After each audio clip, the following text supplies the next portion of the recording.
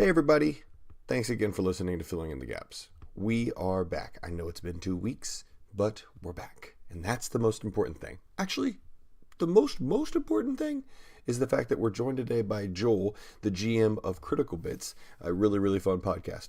Check him out.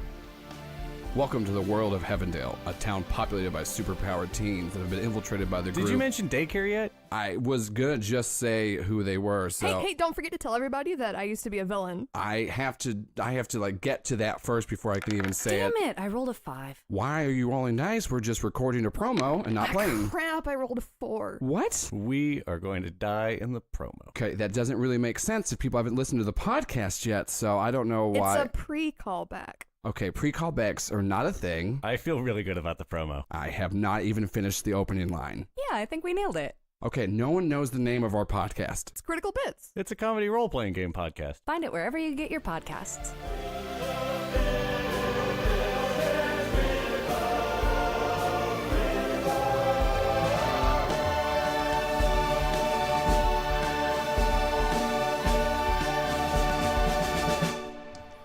Holy hell, we got to get an intro song like that because, my God.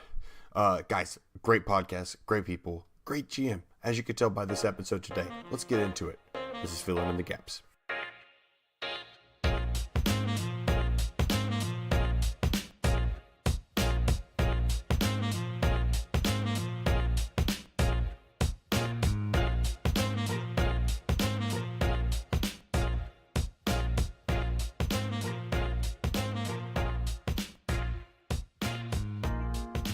Well, hey everybody, welcome to a very special episode of Filling in the Gaps. If you guys are new, my name is Rich. I'm joined by Cameron, and we're joined by a very special guest who, man, has just been dropping like wisdom DM bombs in our private Discord chat before this episode started. But we'll get to him in a second. If you're new, welcome to Filling in the Gaps. We're not an actual play podcast, but we throw around a bunch of ideas, we brainstorm in the hopes that you and your friends can actually play. We know that running a game week after week can be tough. Sometimes you run out of ideas. We're here for you to steal ideas from. Over the next 45 minutes, we're going to roll 2 d20s. Well, today, 4 d20s, and mash the ideas that come from that list together to give you something to run your next game night. But Cam, I've talked enough. Please introduce our guest. Well, I won't be talking for very long. Ladies and gentlemen, may I introduce the GM of Critical Bits, Joel. Hello, Yay! Thank you for having me on your podcast. I'm very excited to rip out some weird stuff for everybody to play. Dude, that's what I love about this show. It is just weird stuff. I've never thought I'd have to think of Candyland in a zombie apocalypse, but I have now, and it's beautiful. Beautiful. Yeah, you kind of wonder, how did it take so long for you to get there? It feels so natural. Exactly. Yeah. It's like, why didn't It's just a Hasbro part do of this who we are now. originally? Yeah. So why don't you, before we get started, Joel, why don't you let people know what Critical Bits is? Okay, Critical Bits is an actual play podcast that I run with 3 PCs, and we have an occasional guest on there.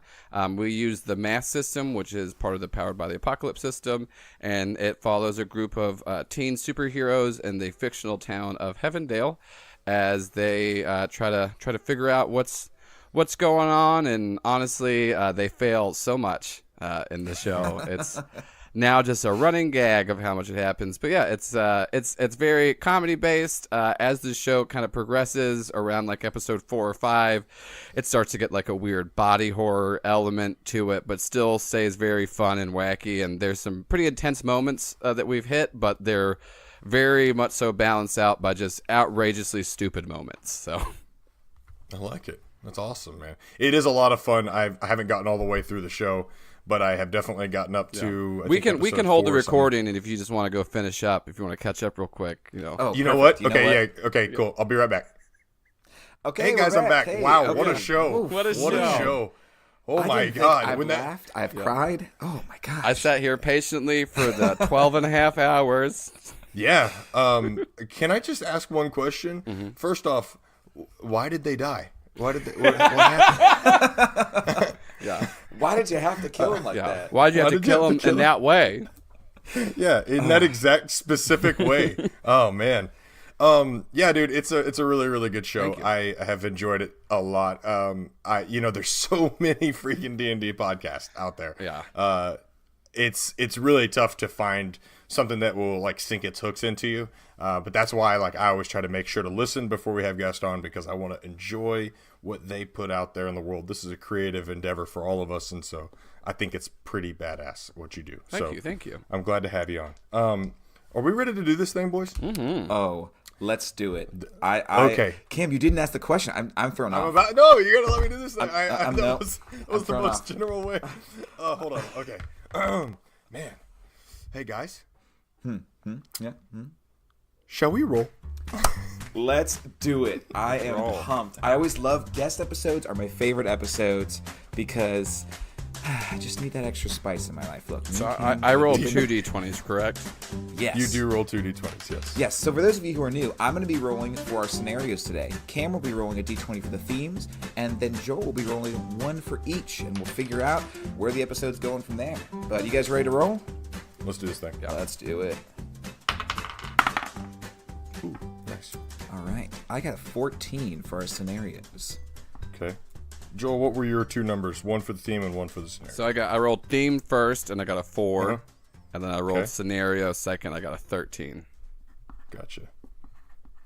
Okay, cool. All right, Rich, tell All us right. what these things are brought to us by. As always, if you guys haven't heard yet, we have a fantastic sponsor. They've been with us now for like 30 plus episodes. Libris Arcana Dice. Look, we know who you are. We know why you're listening. You like dice, you have a problem, and we're here to enable you with the help of Libris Arcana Dice. If you check out their website, you will get a 25% off promo if you use our code FITG on really a monthly dice service. They will send dice directly to your door so you can either roll them or mash them up and add them to your favorite drink or just snort them straight, whatever you want to do. But FITG, you can use that on their website. They will send you either 1 set a month or 3 sets every 3 months. We highly recommend and hope you guys check them out.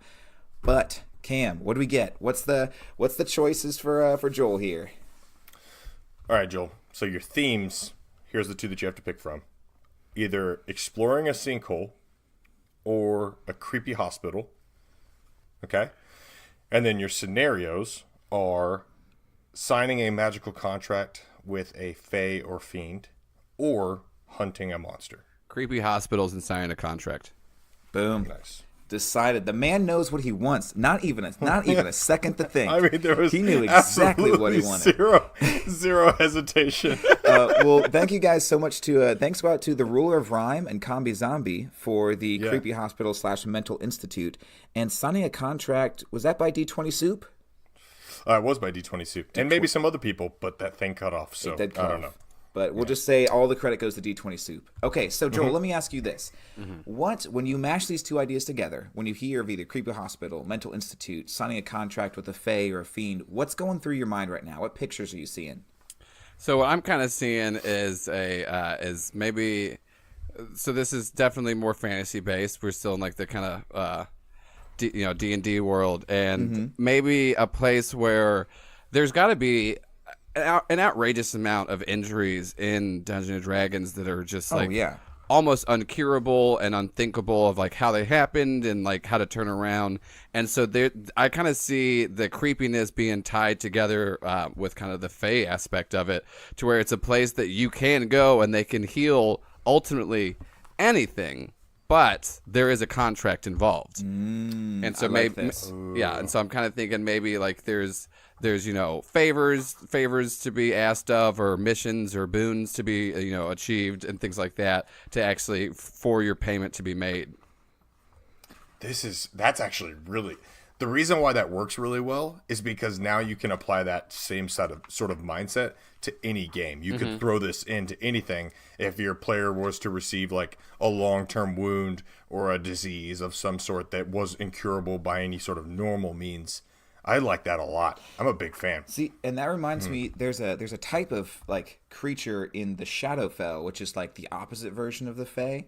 It's like Fae upside down. That I think they're people who were corrupted by being in the Shadowfell for too long, and the beings are just essentially raw emotions. Like there's the angry, the hungry, the lonely, the lost, the wretched. Oh yeah. And they're just these disgusting, Like the lonely is just like it walks on spikes. It doesn't have legs. It has peg legs, and it like gets all cool. like stringy. The lost looks like it's like a spider, but it walks on. It has like a human's face, and it walks on hind legs. That's in Volos, right? I think it's actually Mordenkainen's. Mordenkainen's. The angry has like 2 heads that are melded together and like hook claws. So it's just these disgusting experimental looking creatures. And maybe they're what becomes of people who don't fulfill this contract. Like, hey, you signed a deal. So cool. Yeah. That's really nice. All I've been able to provide for this episode so far is just telling y'all how smart and great y'all are. Everyone needs support. Yeah, I'm here just like, you just keep going, guys. Y'all got great. this. I believe in you.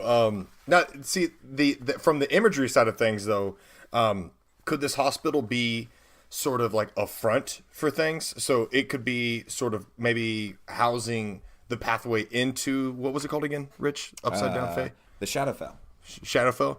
Maybe there's a crack in the material plane that's inside of this hospital or this creepy sort of place that allows people to transfer in and out of the Shadowfell realm. And so that's where these deals are happening. And it's like, hey, come on in. And everybody that goes into this hospital seems to be perfectly fine. But then when it's all said and done, they sooner or later, if they don't accomplish their goals, they start disappearing. Dude, I actually like that a lot. I think like the idea too. Go ahead. You go. Oh no, I was saying what might be kind of cool to build on top of that is maybe it's this weird nexus point of all the planes to where this actually exists in the same point in every single plane and has access to. So there's a way for, them, try to get as many deals as possible. And then also it would just be really interesting, more as like a side thing, which is kind of like filler text to where if your PC found itself there, for whatever reason, like trying to heal something or just trying to find information there, it'd be super crazy to like walk in and then also see like fire elementals and celestials there, not just like, the material plane people. Because so you could kind of have a cross point. All I picture is just a waiting room, and it's just like, what are you in for? And there's just like a demon spawn. He's like, I broke my shin. You're just like, oh, that sucks, man. Because I think that itself really adds to like the creepiness, because you could also kind of like John Wick assassin hotel club thing of like, there's a rule of like, you don't fight in there, you don't break the rules, and it's very it's so that's kind of like an honor bound system while in there, because I think it'd be kind of cool because you could still have conflict and combat come out of going to there, but you would be like directed to go outside or and then also like fulfilling whatever contract you have to do on like a quest or things like that. But I think just it's more for like flavor text to add it to where it's like a nexus point to where you can just have so many bizarre things in there. Okay, so I do love the idea that like each exit of the hospital essentially exit out into a different plane, and so at the end of each one, it's like hell is just like this hellscape, and then as it gets down the hallway, it just starts to become a more and more sterile hall until there's like a center nurse station that's just a regular nurse station, and then every single one is like in different directions, like it goes towards the Fae, and it's just all green and has like all these different lights and energies and stuff like that. But that seems like a nightmare of a place to be, but also pretty awesome. Yeah. Rich, question for you. Yes. What was that thing that you said earlier that was a really good idea? And I was like, great idea. The Fae thing, the angry, the forlorn, the lonely, that thing. Oh yeah, people that die or people that don't fulfill their contracts end up like that. Okay, here's another thing I had too. So I'm flipping through the monster manual, and I've been saving these guys in the back burner, but there's these things called star spawn larva. It's a cultist thing, and they essentially combine their mental energy with this conscious comet, and in doing so, like their consciousness gets attached to just a lot of larvae and worms that like form together like a man or like a humanoid. And I'm wondering what it could look like if these are the people who run this interplanetary hospital, and maybe the way they make this contract is like they heal you with the power of these larvae. But they also like deposit one inside of you as like a contingency plan, where it's like, hey, if you don't pay it off, as soon as you do what we ask, the worm dies. But if you don't, like, you become one of us, or something happens, or poisons your system, or something like that. It's the neck bomb from Suicide Squad. Yes. Yep. Exactly. So these things are just like a weird bunch of worms formed together that like make a humanoid shape. Yeah, so the one I'm looking at, it's got like a doll-like mask, and behind it there's like worms that look like hair. It's got like a wizard robe pulled up on page 235 of Mordenkainen's, but its hands are just like worms that are forming these appendages. That's so and under the cool. robe, you just see this like wave of worms carrying it. It looks disgusting. That's awesome. I love the idea of that in a nurse outfit. Yes. Like, Oh yeah, okay, Rich. I did see these. I know exactly what you're talking about now. This would be. I know that the idea of it in a nurse outfit actually is hilarious to me, but this does add to the creepiness of this entire component. Like, this is insane. Yeah, so let me ask what that this real looks quick. like. Where does the creepiness come from in this hospital? Like, what situation can we put our players into that start to create this unsettlement or this unease where they're like, oh, we got to get out of here? I think maybe you could have some kind of not like constant check, but like an occasional check, because since you're dealing with the Fae, there's a lot of charming magic and a lot of and a lot of like illusionary stuff, and so I think people would kind of be feel a little compelled to actually make more deals and kind of give in a bit more to their desires because of Fae magic. And so that could kind of maybe be a creepy thing about it. And so, like, if you're trying to resist it, you maybe start to feel unsettled. And if you give into it, you just, like, kind of find yourself saying yes to too many things. Yep. And that's partly because the Fae, don't care that people are getting healed or are okay. They want these deals. They want the bonds. They want people to do things like that. So there's definitely an aura about the whole thing. And going back to what you were saying earlier about like how each wing is kind of connected to a different plane, I like that fact that maybe you don't really see that you're walking into the hospital until, like you were saying, I think Cameron was saying this, like, until you walk into like a sterile hallway. And so I think there's maybe even like a weird draw to that of like, there's a general idea of where it is in each plane, and you kind of just have to walk around and find it. And there's just like a weird feeling that pulls you there. Yeah, I love that idea. The idea that like you'll never find it unless you're looking for it and you need it. And that's when like you find your way there. Yeah, because I think that's definitely a cool thing. Like the Fae are sending out these signals to the people that would be, the most attracted to it and need it the most. So that means they would be the most likely to actually take the deals. So these are like Fae death contract pop-up ads that you're essentially having to roll checks to not press the pop-up ad, and in fact, you're our 1,000th contact. You want a free medical consultation? Yeah, come put this worm in your body, and we'll fix your bum knee. Okay, so here's something too I found out the other day. Did you guys know that hags are Fae? Oh, I did not. Yeah, hags are actually considered Fae creatures. They got kicked out of the Feywild for being like hideous and disgusting, but they're still Fae. And they usually like watch after portals to the Feywild as well. We could totally have some hags running this joint, like, because that just speaks into illusion magic too. That's good. Is these three gross hags who don't look gross, and just people need to make a deal, and hags are all about contracts and making deals. yeah. But I love the idea too with illusion magic. Whoever's running this thing, that there's something where, as you get in, like, and you're there for a long time, maybe there's more options for you to take a check. But I like the idea of, part of them getting this treatment is taking medicine, like taking consistent medicine that's just dulling their senses enough to keep the illusion up. And if they ever go without their medicine, they start to have this whole, like, they're beginning to see like what what everything around them actually looks like, or maybe you even have like that one guy who you hear like screaming in the hallway, like just like saying like it's not what you think, like blah blah blah. Which I feel like the only thing though is most characters, most players are like smart enough that as soon as that happens, they've seen the movies, and they're like, oh, okay, so cool, this is gonna backfire on us. And I'd love it. I'd love that to not happen right away. There's a show on Netflix that just popped up called Love, Death, and Robots. We were talking about that the other day. It's like a bunch of animated episodes, and one of the episodes is, they're all just like a bunch of 10, 20-minute short stories.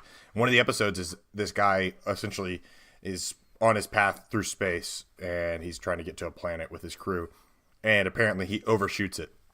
And then I'm going to spoil this one for...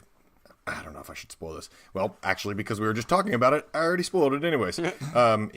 He ends up in a space station that he thinks is real, but in reality, it's this alien that's like implanting ideas in his mind to think that he is in just like a regular space station with this person from his past from a long time ago, when in reality, it's just like this alien that's just infested an entire space station and is feeding off of humans that overshoot their warp jumps and all that kind of stuff. And so the way I see it is, people who like could possibly be drawn into this hospital could start to be affected mentally by the Fae to the point of where they're just like, oh yeah, everything's fine. I've been in this room, or I've lived in this house now, and everything's great. Like I've got all the food I ever wanted and all this kind of stuff. When in reality, if they saw themselves without being sort of tricked, they'd see like a gaunt, just dying person that's just got skin and bone all over or something like that, and they're just like, wait, what's... And so this is what leads me to this, and I'm sorry if I'm rambling here for a second, guys, but the reason why we do these episodes like this is because I wanted to do some like a kind of like a singular session. And so what I was thinking of is, if there was an over boss for this hospital that was actually drawing people in, that maybe it got corrupted. Maybe there was a change in ownership, and he's now drawing people in to essentially suck them of their life force at this center Venn diagram like place of the planes.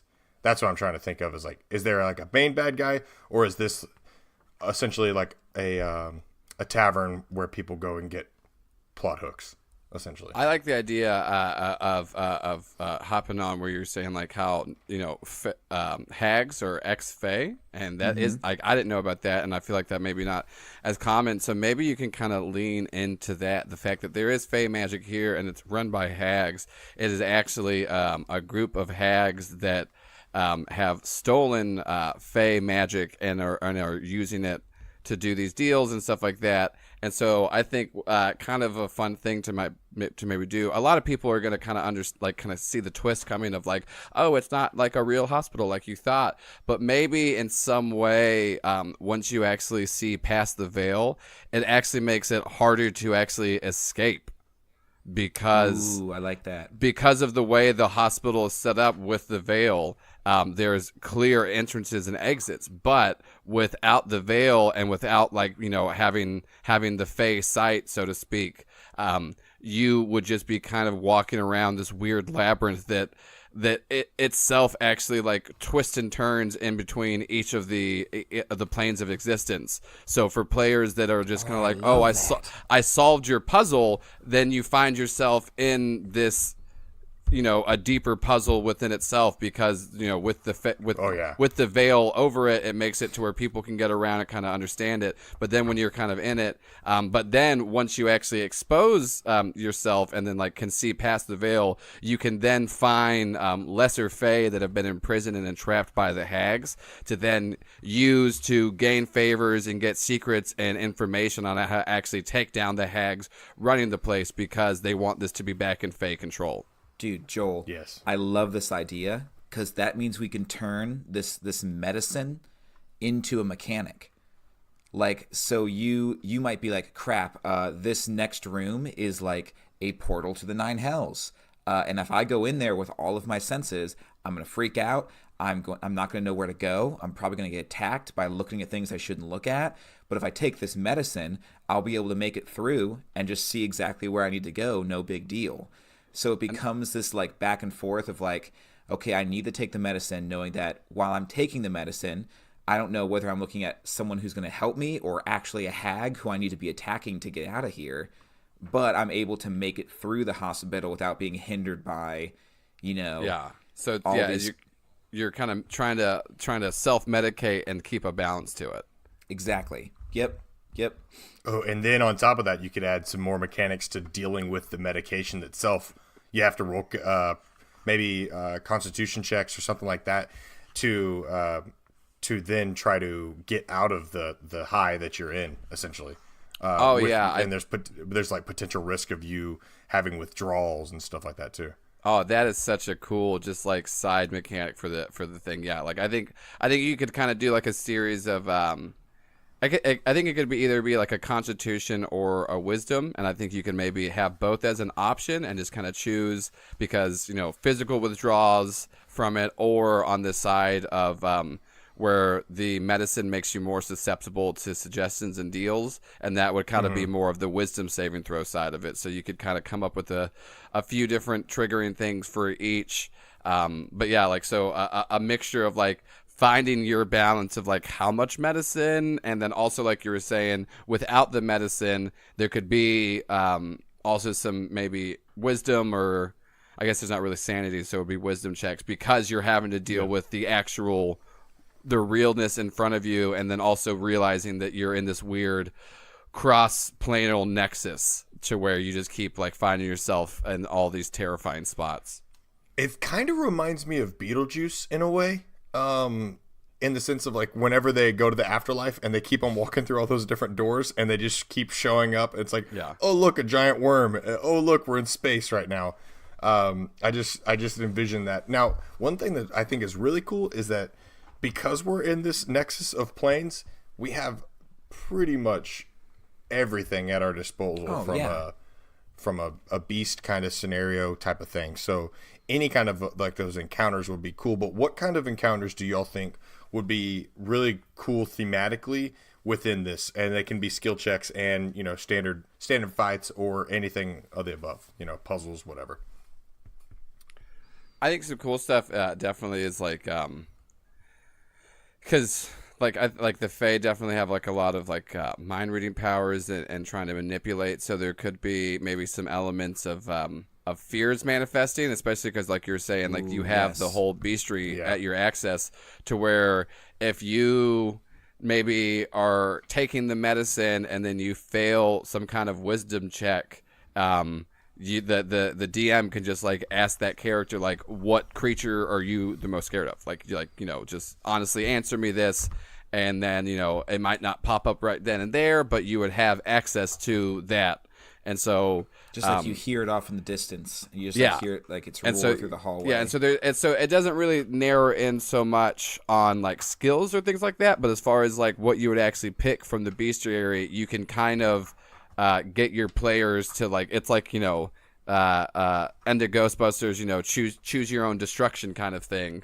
And I like that. But I think though a lot of it would just be kind of like I think a deal mechanic, and just like a lot of like diplomacy or sense motivating or just different things of that, because I think you're gonna have to deal with a lot of different NPCs that want a lot more than just like, it's not just like no one's gonna be like, give me 20 gold and I'll do this for you. It's like people are gonna be doing some pretty scary and drastic deals, and that could be anywhere from like you give them a memory, you give them a body part, you give them Jesus. Like, yeah, I actually I ran a hag once, and one of my favorite things to do was there's a character who is trying, like they had gotten hit over the head and had all these lost memories, and so the hag started helping this character uncover her memories little by little, in order to get like that player to assassinate some NPC that the players were helping. So like she'd have these dream sequences where the hag would like take her to a dream she's been having consistently, but she can't remember the faces, and she'd show her like one face at a time.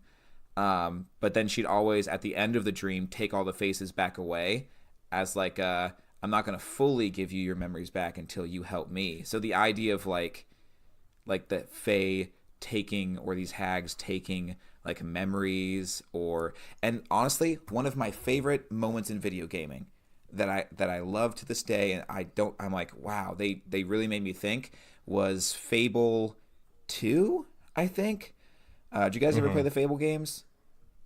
Yeah, definitely. Okay, so Fable 2, you're in like the tower, captured by the bad guy. You're a prisoner. You have a slave collar around your neck. And the guy's like, hey, you have to get down and kneel and submit to me. And I'm like, heck no. Heck no. I press B. I choose the no option. And when you do that, you get zapped and you lose your memories. But what's a memory in a video game? Experience points. And you see experience points fly out of your character, and I'm like, oh frick, what now? And so I ended up still like not submitting to him until my guy like went unconscious, but I lost so many experience points. Now I think like if you take a player's experience points, it would be good to give them back so they're not forever angry. But to say like, hey, to make this deal, to maybe your player like lost a limb or something, and to make this deal, the hag wants your proficiency with simple weapons. Would be like, Oh wow. What? Excuse me? Yeah. Because here's the thing I think of, and like everything from a gaming perspective is always done really well in threes. And since we have 3 hags right here, Yeah, do Fable we 1, tier Fable them? 2, Fable 3. So good. Mass Effect 1, Mass Effect 2, Mass Effect 3. It was great. Honestly, the Fable pinnacle of video games. Honestly, no video games have ever been created that are better than Fable. No, but the way I think about it, do we like add tiers to these hags, or are the hags themselves just 3 different directions? Do we have to eliminate the hags themselves? Do we have to do deals with them? What is it that like?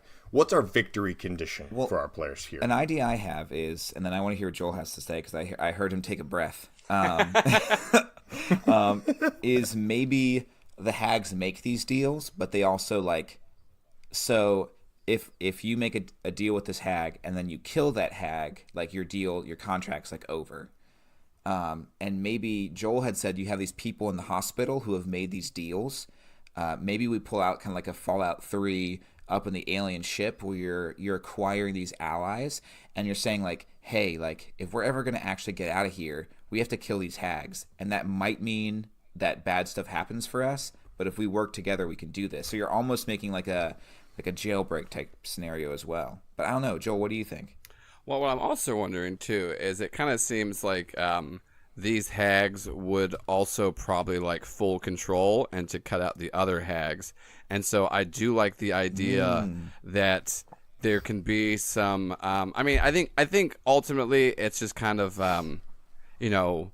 get out of the hospital in whatever way is kind of your end game thing. Oh, yeah. And I think having multiple scenarios get that. So the easiest thing, just kill all 3 hags. But also, I think there could be some kind of conditions that each of the hags would give to give you favor. And I think you could, if you actually got favor from one of the hags, like where they like said that they would help you take down the other 2 in exchange for whatever, I think that like you could only choose one of the 3. You couldn't get 2 out of the 3 and then team up.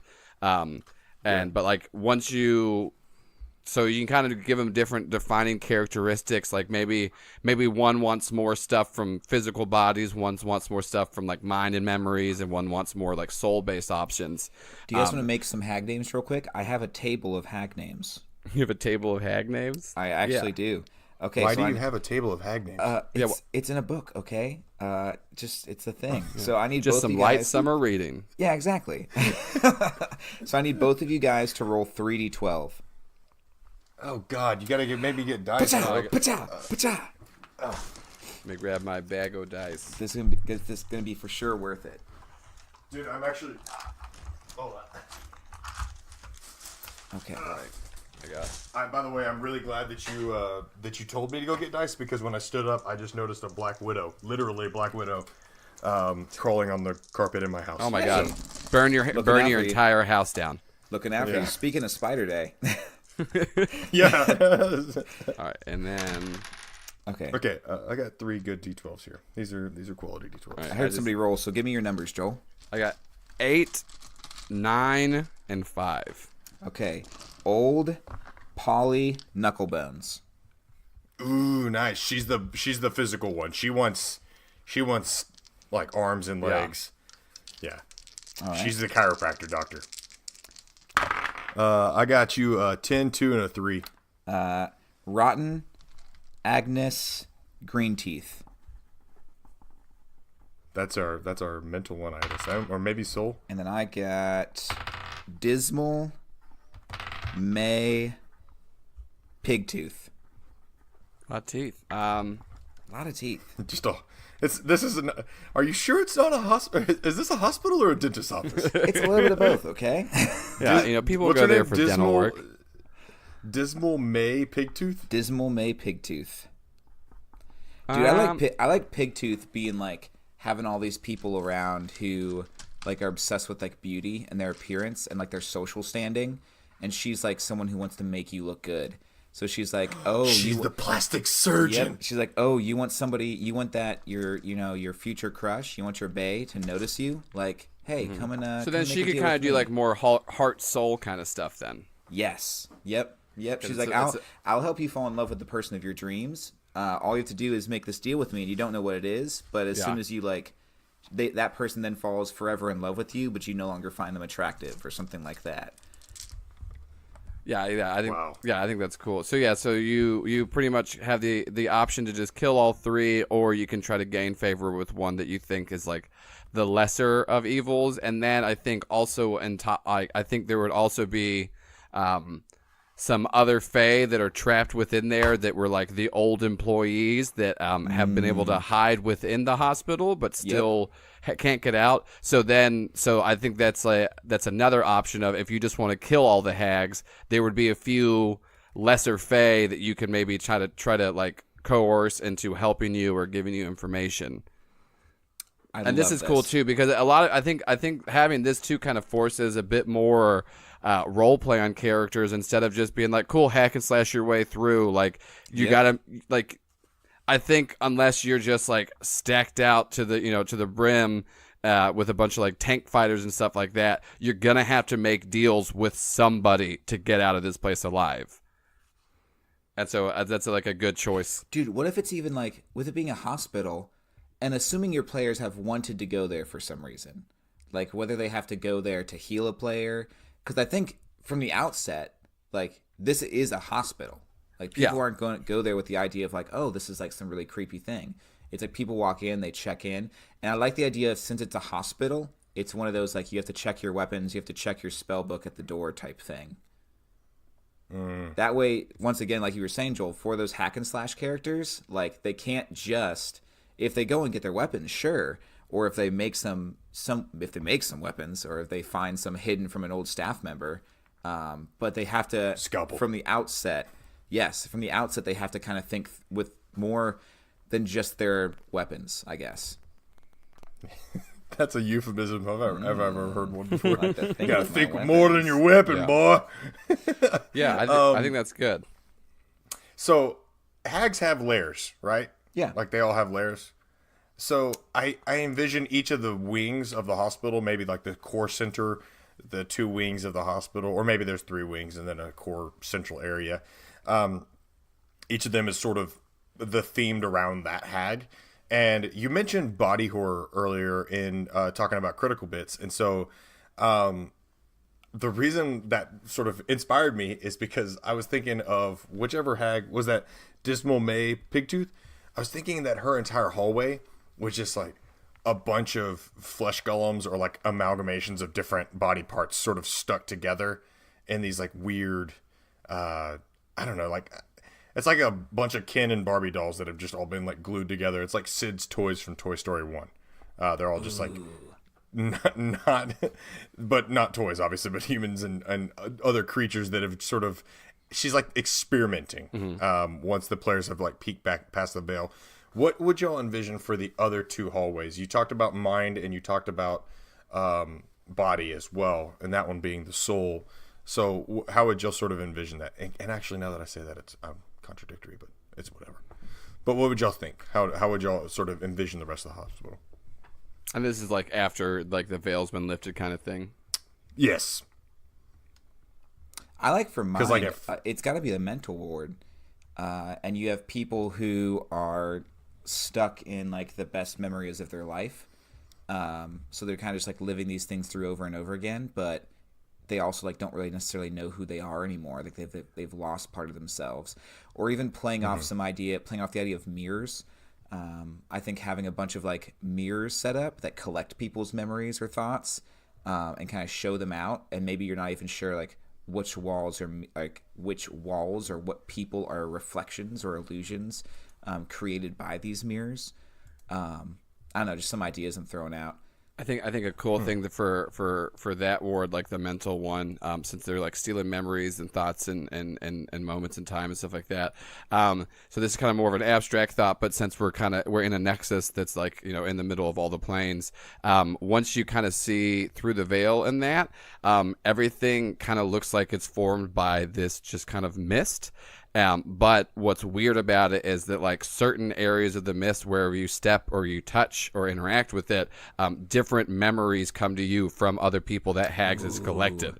And so then there's times to where if somebody fails at something or is trying to like hide and things like that, they can then have to try to make some kind of check to fight memories like being pushed onto them. So it's not necessarily that their memories are trying to be stolen by these. It's just that the memories that are forming this hospital wing are constantly trying to find somebody to reconnect with. You have a hard time remembering who you are because of all the invading memories. I love that. So I think that like it's kind of like a push and pull of, it's not like you said, it's not that you're losing your memories, it's that you're taking on the memories of others and then starting to have conflicting feelings and thoughts about what you're doing. Dude, and I love... Wow, it's like memories looking for a host of sorts. Yes. And I love I don't know what the first person's name was, I forget, but for Green Teeth, one thing I kind of like saw was this hunched over hag who has this giant vial of just this memory gas on her back, and she just has this gas mask that she keeps like that she'll hook up to her face and just kind of like breathe in, and that's what's kind of eroded her teeth and given her these green teeth. Oh, that's awesome. But at the same time, too, I love this. I think you said something about this before, Joel, about like a madness table. But maybe that's kind of the mechanic we play off of with this medicine, is when you're not on medicine, you're having to make these madness checks. And maybe if you fail so many, like you take a point of exhaustion, or you do a little bit less damage just because you're so mentally fatigued from everything that you've seen. And I think that this memories thing... definitely automatically, if you come into contact with it, gives you a point of madness. And I think, like you said too, give the players some ownership of like, hey, you've been invaded with another person's thoughts who are trying to attach to your memories. Like, who is this person whose memories are trying to attach to your body? That way they might be like, oh, I'm now a little boy who wants to get a puppy, and oh my god, did he become possessed? Oh, that's so funny. Well, yeah, and that's also fun too, because I think that the more desirable memories for the hags are going to be the more emotionally intensely tied ones. So they're going to be whatever like the heights of these people's lives were. So like you said, like one thing of like a little boy gets a puppy, that's going to be a great memory, definitely would be taken by a hag. But also on the other end of that, the hags would want things that are really defining moments, and so even terrifying things that are really character building could kind of come in. So I think it could be up to the PC to go on either end of that spectrum, like somebody's happiest moment, somebody's scariest moment, somebody's most like exhilarating and triumphant moment. And so it really gives you the gambit of what you're having to go through and deal with and fight against, because yes, it would, you think it's going to be the most hindrance if like, oh cool, well you're just like really scared and you think you're getting attacked and it's like the last moments of your life. But also a really cool and hard thing is that you're a fighter and you're in the battle for your kingdom, and you just think that you're like fighting and you're about to win this giant battle. So it just sends you running off headfirst into danger because you're a valiant paladin kind of thing. And so I love that. And so just kind of it allows people, because first, some people have different comfort levels, and so it allows people to get as dark and as weird as they want, but also keep it kind of scaled back to where no one's feeling uncomfortable while running the game, and also allowing each player to do that. I was absolutely going to mention that. Yeah, I was going to mention that because they talk about that in the D&D the DMG. Yeah. But always when you're doing stuff that involves madness or mental like anything that deals with the mental like disabilities or anything like that, always make sure that your players Yeah. are And that's why I think comfortable with that's it, why you I know? think it's kind of fun to let them paint those memories, because like, you know, they'll say stuff that's kind of more comfortable with them, and obviously, like you're saying, like it's always good just in general before you play with the group to just kind of get everyone's comfort zones talked about beforehand. But yeah, I think giving the players that, and then also just as like when I run games, I really do like the aspect of letting people like help do some world building and stuff like that. So instead of just like giving them like, okay, this is the crazy memory you see, it's kind of like, no, you tell me what memory you're seeing and like who's it from, because it gets them more invested into the table, and kind of, you know, they got some skin in the game, so to speak. Now, a cool idea. I really love that. A cool idea for this ward too, that I just thought of. I got this. My players interacted with the God of Madness a little while ago. And he's kind of like rising in power. He's not to his full strength yet. So they ended up in this guy's plane of existence as this god's possessing this other dude and like taking him over. So as they're in this guy as he's sleeping, they got sucked into his brain. They're walking around in just these catacombs essentially. And as they're walking around, this guy will walk up and it'll be him, but it'll be in a dream state. So the first guy they saw was him as a little kid, and he's like playing with his dog. And you're like, oh, that's cute. Look, he's off having a good time. Awesome. They keep walking, and then they walk down another corridor, and it's like him, and he's holding his dog, and he's older, but the dog's dead now, because he's going through his memories and these dream states. And as this dream version of himself starts to get like emotional, the catacombs begin to shake a little bit, because he's starting to wake up because he's having a nightmare. And I told one of the players who was closest that they get sucked into this dream memory and they can turn into whatever they want. They kind of like lose their materialness, and they can do whatever they think they can do to try to keep this dream from becoming a nightmare. And I had that keep happening as they kept going through. Is like now they get to see this guy as he's fighting in a war, and his best friend gets hit by an arrow, and to keep it from being a nightmare, he went to like start attacking this dude, and the dude just took it and played dead, so the guy could have this like revenge dream. And they just had to keep playing these puzzles. Maybe you do something like that in the mental ward, where as you go like and walk past people in the hallway, or as you are getting into different rooms, there's these people there who you're interacting with this dream, and you kind of have to pantomime with them. If you're on your meds and you can see the dream that's happening around them, you kind of have to like blend in to be able to sneak past them without them freaking out.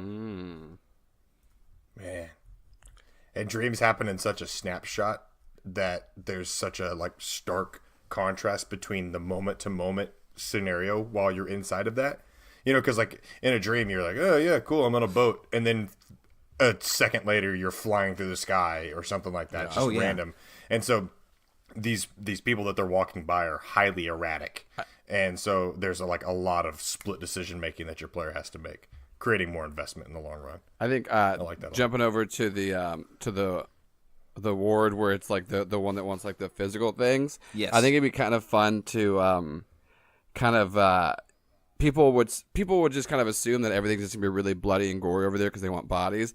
But it would be really cool if it was actually to even with the veil lifted.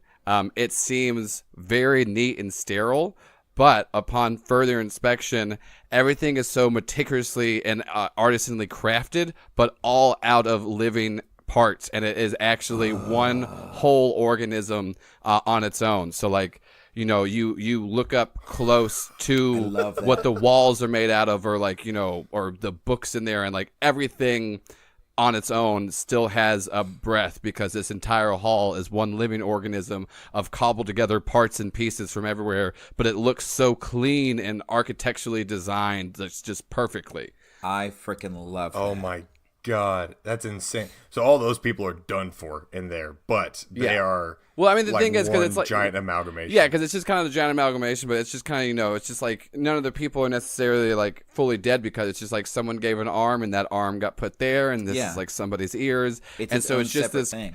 it's just this like cobbled together thing. Because I think the idea of whenever like the other two hags looking hag-like and terrifying is really cool. But if there is one hag that even with the veil lifted seems put together and normal, and maybe even like her face is not her face because she will change it out with other people's faces that she has and takes. And so like, Jesus Christ. Love it. This is my type of thing. I love this type of stuff. Like having like a We haven't chandelier done a creepy one in a while. We haven't done a creepy episode. I'll tell you in a this long straight time. up. I told people I was going to come and guest on this podcast, and they're like, I can't wait to see what weird body horror stuff you came up with. I was like, it's not going to be. And then, and then it has. yeah. And I'm like, well, let me tell you how they perfectly made this wall of flesh look like a real wall. But I love that. Like, Is this eggshell white on this wall? This is so nice. Yeah. it's just skin. so- Oh. no. I don't know why, but I really would love just a barbecue sandwich when I walk in here. Just want some bologna so bad, man. That sounds sweet though. Okay, so we have like a good like maybe 5-6 minutes left. Let's rattle through some NPCs, some people you can recruit to help you fight these hags.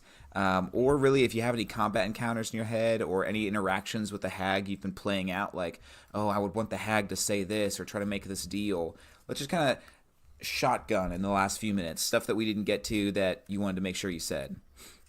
Well, first off, I want you to say that about that idea that you had about a chandelier before I cut you off. Oh, it was like a chandelier, but all of the lights are eyeballs that have like light casting through them. So it's kind of like watching you as you're going through the hallway. So you have to figure out how to make it through without being seen by these spotlights of vision.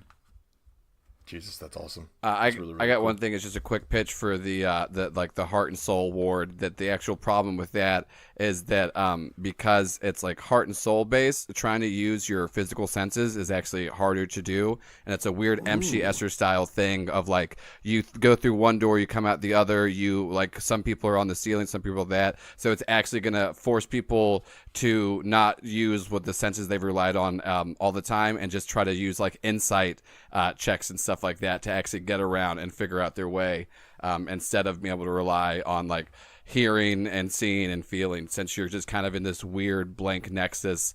But yeah. This could be a really weird session to actually get a lot of good backstory. Like, not backstory like oh, my parents were killed by orcs, but like backstory like what did your player like to do for fun? Who is your player's first love? Because maybe in this heart and soul thing, there's a door and there's some kind of symbol, or somehow they figure out that they have to be thinking or be feeling the emotion of love to walk through this door. And maybe it's like, okay, cool. What thought do you think of? Like, what do you remember? Very cool. Yeah, and like, so they have to explain like, well, I'm thinking of like this girl who lived in my hometown way back when, or I'm thinking of this guy, or I'm thinking of my family. Okay, cool. Play that out. Like, the door isn't opened yet, but you can begin to feel the doorknob turn a little bit. That's such a good way to reward role playing at your table. Yeah. It simultaneously invites the player to feel like comfortable with role playing, and then when they do, it's like boom, now instantaneously, yep, you're in this room. Now what do you do? It's like, because you did this well. I love that. I'm a big fan of that. I had an idea for an NPC, by the way. As you get into the hospital, there's like the old man just mopping the floor or something like that with a big white mustache, and he's just like, oh, hello there, strangers, how you doing today? And he's just like cleaning the floor. But then whenever the veil is lifted, it's 3 goblins, like little small, like old decrepit goblins stacked on top of each other. Oh my gosh, yes. And they've got like different body parts that like they, instead of having a mop, they have like a hand. The hand is like clenched close holding a rag, and then 2 more arms attached to that. And they're all standing on each other's heads, like just mopping around, and they're like, "Yeah, this is a lot of fun." but I like that to be actually like a good guy that wants to help you get throughout the building and stuff like that. So, I always go humor, and I'm sorry if I don't think I could ever run. I don't think I could ever run a creepy session without making some kind of dick. Oh, joke, my so. entire podcast is mainly humor based, and just a bunch of weird, horrific. Because I also say this: I think if you have primarily humor based, it makes the horror parts land So much harder. more horrific. Because like if everything's just scary, scary, scary, like blood, gore, like it's like, all right, I'm used to it. But like if your players forget, they're in a hellscape of a world for 30 minutes because they're having so much fun. Once you drop something weird on them again, they're gonna be like, oh, I forgot, and you lulled me into a false sense of safety, and that's my fault. Yep. Yeah, I like the idea of guys. I think the Fae itself would just be a lot of fun with, since it's like run by the hags and like there's some Fae still working there or Fae like in hiding. Like I like the idea of, like, you know, some satyrs running around and maybe like their pan flute music is like a way to help break the veil for you. And so something like that where there's some like a resistant force of like satyrs and things like that that want you to destroy the hags because they need to be able to escape. And Yeah. Oh man, I always picture satyrs as like so whimsical, but man, I just pictured a really gruff satyr with a cigar and like an eye patch going like, "We've been stuck in this damn hospital for 50 years." I remember when I first came here, I was playing the pan flute every day, and I just loved everybody, and it was just a great love fest. And now I've seen all my friends die, and I just want to go home. Oh my gosh. That if I could go back and see my old self again. I love that. That'd be so awesome. Dude, And then that the character case- later goes in the mental ward, does see his old self again, and then you Yes. got to deal with that. Yes, that's what I was and going to say. that's how you kill him. You kill him if your players love him. That's how you kill him. He just goes in there. And That's he's just a like, little "No, I DM must note. be If my your old players self." love this character, this is how they die. Yes. Yep. That's a great. I love the idea of them trying to escape. This thing's blowing up, and as he's leaving the mental ward, the satyr just looks over, and this vial like breaks, and he sees this old memory. He's like, "Oh my gosh, I can't believe it." And they're like, "No, we've got to leave, satyr." He's like, "I can't go. I've got." It's Sasha. It's Sasha. Right. I gotta get back to my family, damn it. Well, that's pretty sweet. Oh man. Okay, so love it. if there's nothing else for us to add, I mean, we're getting at about that hour mark, but Joel, I wanted to give you the honor of doing the synopsis this week. So we take kind of everything we've talked about. Cam, do you want to do a quick summary for us this week? Cam's just going to summarize it, recap everything, but you get to kind of DM a little session or a little scene you see in your head. Just kind of paint the picture of this hag is doing this, or this room looks like this. Just something that kind of popped into your head. You kind of explain it for a little bit. Just kind of to encapsulate the I don't know what I'm talking about. I haven't had enough coffee today. To end us off on a high note, I'll just say that. Yes. Cam, to give Joel some time to think, why don't you go ahead and give us a summary? Then we'll pass it on over to Joel. Okay. Deep in the sort of like far into the far reaches of each realm comes a cross point, a nexus, if you will, where multiple realms all convene into one central spot, and at this central spot is a hospital run by hags. It is a wonderful hospital. It's not, people don't know that it's run by hags up front. It's a wonderful hospital. People seem to go in, get healed. Everything seems to go just peachy. But something feels wrong. And as your players have started to make their way here because of maybe a injury that they've received, or maybe they've received word from a friend that has been at this hospital for far too long, or whatever it may be, they then have started to realize that there's something a little fishy going on. And through some insight checks and through sort of just the veil being lifted overall, they've realized that this is actually a vicious hellscape of epic proportions that's sort of servicing all different types of realms, but also doing it in a way to be servicing three main hags that are running this hospital. And it is your player's job to either escape this hospital or save the individuals that were left behind in it, or defeat all the hags inside. Hey, look, you're the DM. It's up to you. You can do whatever you want to. It's called D&D. So beyond that, though, it's just more or less just a really, really creepy hospital, and there are going to be a lot of tricks and body horror for Joel. Joel's going to do a lot of body horror in there. He's going to pretty much have like a bunch of missing fingers. It's just going to be nuts. But I don't know. Is there anything else that I'm missing in there, Rich, on the summary? No, I think that sounded great. Okay. I don't know. So Joel, do you understand what the synopsis of the whole thing is? Yeah. I got like a fun idea. Cool. Okay. I'm ready if you are.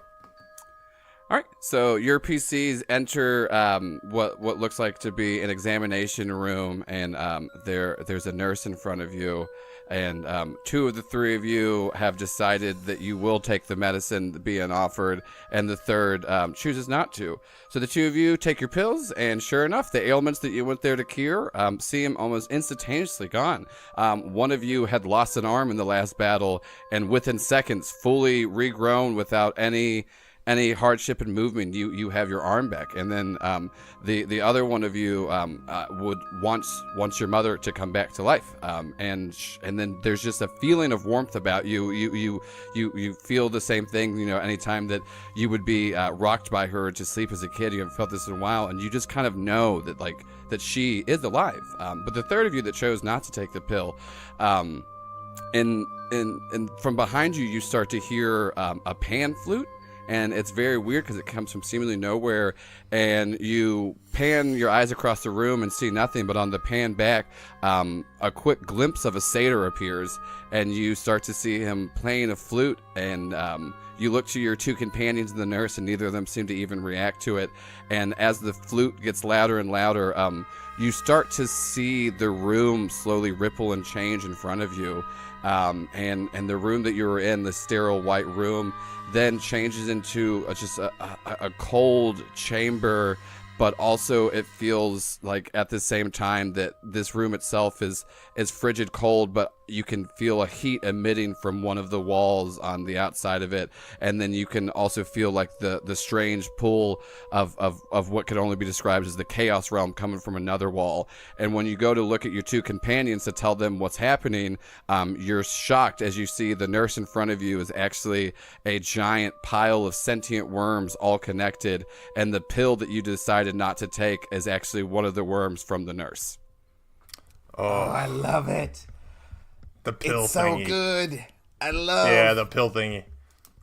Yeah, I'm I glad think that we yeah, brought that's And the she's right. wearing, I'm so glad we and the brought the nurse is Worms wearing, she's wearing Morpheus glasses as well. Yeah. And then she holds out her hand. Do you want holds out her hand. Yeah. Do you want to take the red and blue worm pill. or the blue worm? I like. Yeah, she's wearing candy stripes, but also like Candy Striper's outfit, but also Morpheus glasses. That's And so she's awesome. bald. And Lawrence Fishburne, actually. Oh, that's so awesome. man. Well, hey guys, thank you so much for joining this episode of Filling in the Gaps. Joel, in a second, I want you to tell us where we can find more of Crit Bits for all of our people who are wanting to consume more of your humor and body horror all in one little capsule. But if this is your first time, worm. one little worm, it just goes down so smooth. But if you guys want to find more about Filling in the Gaps, you can join our Discord. It's just Filling in the Gaps on Discord. Easy. You can find us on Reddit as well. Our Twitter handle. Don't ask us about our Twitter. We're starting a new social media website called Twiddle as well. I hope you don't mind, guys. But you can We're find just us on upfront Twi- about selling your information. That's the difference. Yeah, exactly. Yeah. We're just right up front about it. Just come over, twiddle your thumbs, and we'll just advertise to you. Yeah, you twiddle your thumbs while we just make $12 off of each of your personal identification. Yeah. But you can find us on Twitter or Twiddle at just FitGDND. I would like to hear your ideas for a scenario or a theme. But Joel, where can we find more Critical Bits? Yeah, so we all of our social media, we're on Twitter, Facebook, Instagram. We're mainly on Twitter. Everything is Critical Bit Cast, and that's even we have a website, criticalbitcast.com. If you want to tweet at us, it's criticalbitcast, and that's their hashtag. We got all of that, and so we try to make it very easy for you to find us. And we have a Discord if anyone enjoys the show and wants to come talk to other weird people that enjoy the show and stuff like that. But yeah, just any social media that we would be on, it would be under Critical Bit Cast. All right. Well, guys, thanks so much for listening. And Joel, thanks for coming and being a part. It was a blast having you. Seriously, this is a great. Thank you guys for having me. I'm very excited. For you guys to appear on our special Spider Day episode coming out on April 17th. I don't think we got a chance to talk about that enough.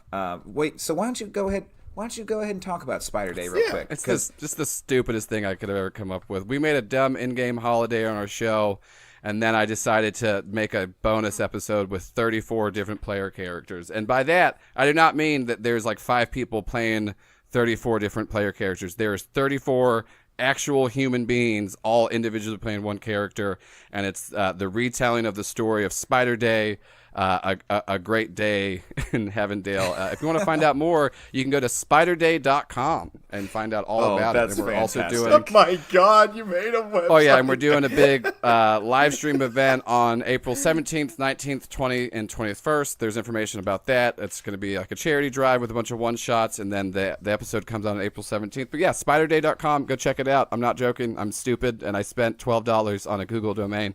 It's a wise investment. And you know what, Cam? I know we talked about being a two-headed character earlier, and I love this idea.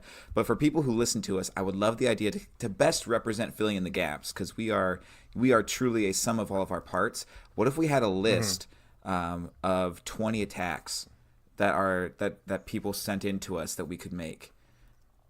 Yes. I love this idea. Rolled on our attacks as the two-headed man? Yep. Okay.